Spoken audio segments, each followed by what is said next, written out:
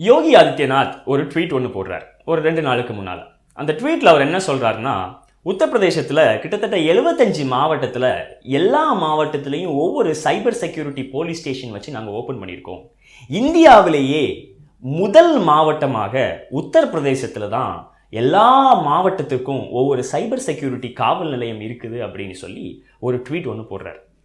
குறிப்பாகவே பாரதிய ஜனதாவிலிருந்து யார் பேசினாலும் அதில் 99.9% பொய்யா தான் இருக்கும் அப்படிங்கிறது நம்ம எல்லாருக்குமே தெரிஞ்ச விஷயம் தான். ஆனால் இந்த விஷயத்த கொஞ்சம் கூட யோசிக்காமல் பேசிட்டாரோ யோகி ஆதித்யநாத்னு சொல்கிற அளவுக்கு இருக்குது நம்மக்கிட்ட இருக்கக்கூடிய டேட்டா என்ன சொல்லுதுன்னா, ஜூன் 10, 2023 டைம்ஸ் ஆஃப் இந்தியாவில் ஒரு ஆர்டிக்கிள் வருது. அந்த ஆர்டிக்கிள் படி பீகார்ல எல்லா மாவட்டங்களையும் ஏற்கனவே சைபர் செக்யூரிட்டி போலீஸ் ஸ்டேஷன் திறந்து விட்டதா ஒரு டேட்டா சொல்லுது. ஜூன் 25, 2022 ஹரியானால இருக்கக்கூடிய 21 மாவட்டங்கள்ல சைபர் செக்யூரிட்டி போலீஸ் ஸ்டேஷனை ஹரியானா மாநிலம் ஆரம்பித்து விட்டதா டேட்டா சொல்லுது. அது மட்டும் இல்ல, இந்தியாவிலேயே முதல் மாவட்டம்னு சொல்லி மாறுதட்டி இருக்கிற யோகி ஆதித்யநாத் இன்னொரு விஷயத்தை மறந்துட்டாரு. இந்தியாவிலேயே முதல் சைபர் செக்யூரிட்டி போலீஸ் ஸ்டேஷன் கொண்டு வந்தது 2001 ஆகஸ்ட் மாதம் அன்றைக்கு இருந்த கர்நாடகா அரசு கொண்டு வந்தது. திறந்து வைச்சது நம்ம அன்றைய ஹோம் மினிஸ்டராக இருந்தக்கூடிய மல்லிகார்ஜுன கார்கே அவர்கள்.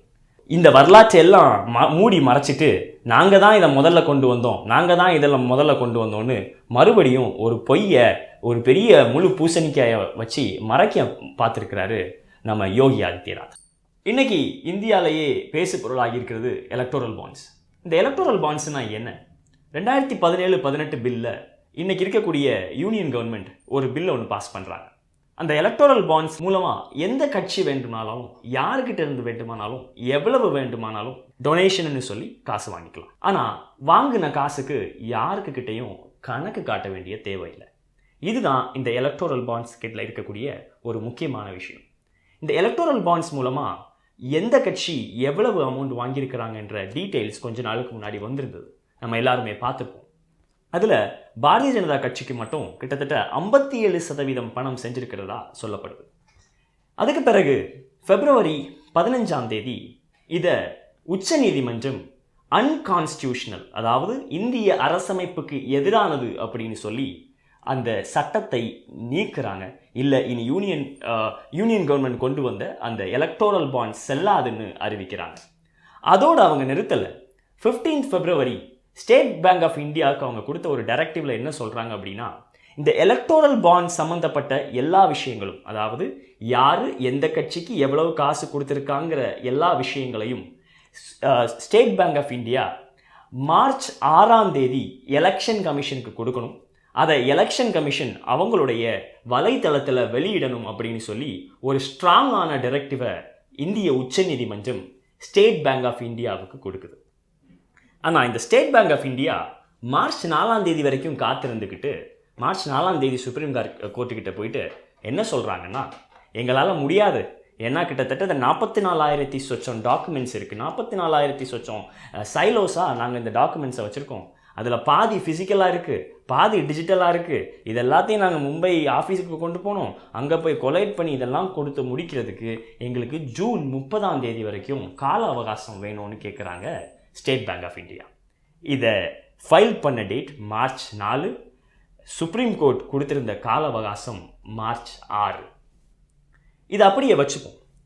இப்போது 2019 போகலாம். 12 ஏப்ரல் 2019 சுப்ரீம் கோர்ட் அன்னைக்கு ஒரு ஜட்ஜ்மெண்ட் கொடுக்குறாங்க. அந்த ஜட்ஜ்மெண்ட்டில் என்ன சொல்கிறாங்க அப்படின்னா, இந்த எலக்டோரல் பாண்ட்ஸ் மூலமாக வரக்கூடிய எல்லா இன்ஃபர்மேஷனும், யார் எவ்வளவு பணம் கொடுக்குறா, எந்த கட்சிக்கு கொடுக்குறா, எல்லா இன்ஃபர்மேஷனையும் நீங்கள் ப்ராப்பராக ஸ்டோர் பண்ணணும். நீங்கள் கண்டிப்பாக ஒரு இடத்துல பாதுகாப்பாக வச்சுருக்கணும். எப்போ கேட்டாலும் ஒப்படைப்பதற்கு ஏற்ற நிலையில் நீங்கள் அதை வச்சுருக்கணும் அப்படின்னு 2019 ஏப்ரல் 12 இந்திய உச்சநீதிமன்றம் ஸ்டேட் பேங்க் ஆஃப் இந்தியாவுக்கு ஒரு டைரக்டிவ் கொடுக்குது. அது மட்டும் இல்லாமல் இவங்களோட இந்த எலக்டோரல் பாண்ட்ஸ் கிளாஸ் எடுத்து நம்ம பார்த்தோம்னாலே அதோட கிளாஸ் 7.4 படி இந்த எலக்டோரல் பாண்ட்ஸ் எவ்வளவுதான் கான்ஃபிடென்ஷியலாக இருந்தாலும் ஒரு காம்படென்ட் கோர்ட், அதாவது ஒரு கோர்ட் கேட்கும்போது அந்த எல்லா தரவுகளையும் கொடுப்பதற்கு ஆயத்தமான நிலையில் வச்சிருக்கணும் அப்படின்னு சொல்லி இவங்களுடைய எலக்டோரல் பாண்ட் ஸ்கீமில் இருக்கக்கூடிய ஒரு கிளாஸை சொல்லுது. இப்படி இருக்கும்போது ஸ்டேட் பேங்க் ஆஃப் இந்தியா உச்சநீதிமன்றம் சொன்ன பிறகும் அதை கேட்காம அதை அவமதித்து மார்ச் 4ஆம் தேதி இப்படி ஒரு கோரிக்கையை உச்சநீதிமன்றத்துக்கு முன்னாடி வைக்கிறாங்க. இன்னைக்கு ஜஸ்டிஸ் தீபக் குப்தா, அதாவது முன்னாள் உச்சநீதிமன்ற நீதிபதி ஜஸ்டிஸ் தீபக் குப்தா த ஒயருக்கு ஒரு பேட்டி கொடுக்குறாரு. அந்த ஒயருக்கு அவர் கொடுக்குற பேட்டியில் ஒரு முக்கியமாக குறிப்பிடுற ஒரு விஷயம் என்ன அப்படின்னு பார்த்தீங்கன்னா, இந்த பிப்ரவரி 15ஆம் தேதி உச்சநீதிமன்றம் கொடுத்த அந்த உத்தரவினுடைய அடிப்படையே மக்களுக்கு யார் எவ்வளவு பணம் பெற்றிருக்கிறார்கள், யாரிடமிருந்து பெற்றிருக்கிறார்கள் அப்படிங்கிற டீட்டெயில் போய் சேரணும் அப்படிங்கிறது தான். இந்த என்டையர் ஜட்ஜ்மெண்ட்டோட பேஸே மக்களுக்கு தெரியணும், மக்களுக்கு எந்த கட்சி யார்கிட்ட இருந்து காசு வாங்கியிருக்கிறாங்கன்றது தெரியணும் அப்படிங்கிறது தான். எப்போ தெரியணும், எதுக்கு முன்னால் தெரியணுன்றது நம்ம எல்லாருக்குமே தெரிஞ்ச விஷயம். ஏன்னா ஏப்ரலில் தேர்தல் வரப்போகுது. தேர்தலில் ஓட்டு போடுறதுக்கு முன்னால் நம்ம எந்த கட்சிக்கு ஓட்டு போட போகிறோமோ அந்த கட்சி யார்கிட்ட இருந்து பணம் வாங்கியிருக்கான்ற விஷயம் தெரியணும், மக்களுக்கு தெரியணும் அப்படிங்கிறத மையப்படுத்தி கொடுக்கப்பட்டது தான் இந்த பிப்ரவரி 15ஆம் தேதி எலக்டோரல் பாண்ட் ஸ்கீமை கேன்சல் பண்ணதான அந்த ஜட்ஜ்மெண்ட். ஆனால் இந்த எஸ்பிஐயோடைய இந்த கோரிக்கை எப்படி இருக்குது அப்படின்னா, எஸ்பிஐயோட கோரிக்கை உச்சநீதிமன்றத்தை அவமதிக்கிறதா மட்டும் இல்லாமல் அந்த என்டையர் பேசிஸையே கேன்சல் பண்ணுறதா இருக்குது. அதாவது ஜூன் 30ஆம் தேதினா அதுக்கு முன்னாடி தேர்தல் முடிஞ்சிடும், தேர்தல் முடிஞ்சு ரிசல்ட் வந்துடும், இன்னொரு ஆளுங்கட்சியும் அமர்ந்துடும். அதுக்கு பிறகு இந்த எலக்டோரல் பாண்ட்ஸை பற்றி யாரும் பேசவே மாட்டாங்க.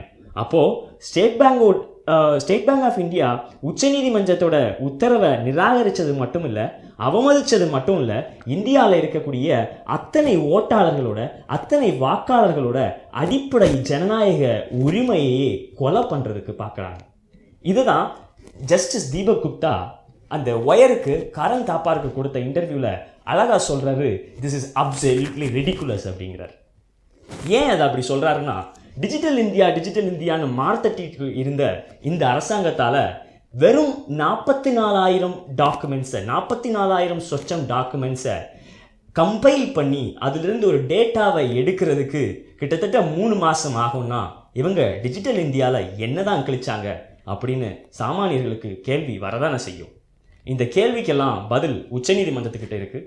உச்சநீதிமன்றம் எஸ்பிஐ கேட்ட கோரிக்கையை ஆதரித்து ஜூன் 30ஆம் தேதி வரைக்கும் அந்த அவகாசத்தை நீட்டிச்சு நம்ம ஜனநாயகத்தை படுகொலை செய்யுமா, இல்லை வாக்காளர்களுக்கான அடிப்படை உரிமையை வழங்குமா அப்படின்னு நம்ம பொறுத்திருந்து தான் பார்க்கணும். ஊடகம் கார்ப்பரேட் அரசியல்வாதிகளின் கைப்பாவையாக அடிமைகளாக இருந்தது போதும், இனி சாட்டை எடுத்து சுழற்றும் நேரம் வந்துவிட்டது.